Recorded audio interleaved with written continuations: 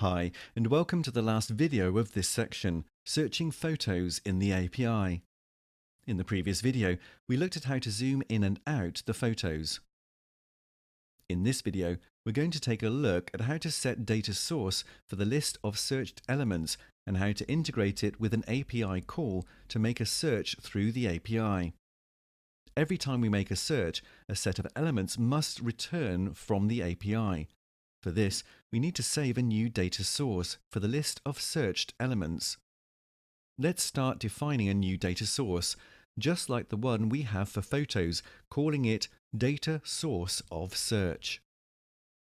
In this case, we will manage search in the same controller. Hence, we need to update the number of rows in the section and the cell for row at index path methods to handle the data source that needs to be displayed. Also, it is always necessary to ask whether the search bar is active or not. Let's update first the number of rows in section, and then the cell for row at index path to show the data for one or more data source. Finally, update the two methods of UI search bar delegate we created previously in video 5.2.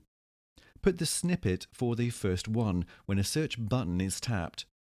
In this case, we are retrieving text from the search bar and making a request to the API with the method getImagesByName. In case of having no errors, we assign values to the data source for their searched elements. Remember, we created a did set for the property. Inside this, we reload the table view. Our required data should be loaded now. On the other method, we are dealing when the cancel button is tapped.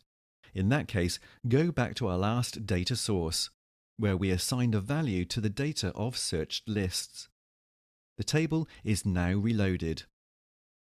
Let's see it in action by running it and making a search. Find photos on the word horse. Excellent. We have photos related with horses now in the table view, and this can be navigated to see the details as well. If we tap cancel, we go back to our original data source of photos. In this section, we learnt what is a UI table view controller and how to use it, created a search bar and made searches through a third-party API.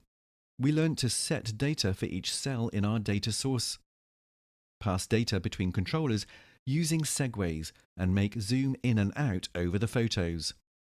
In the next section, we will see advanced topics like caching images, loading images of demand, how to integrate error handling in case of error in the request, and about the new package manager developed in Swift. Great!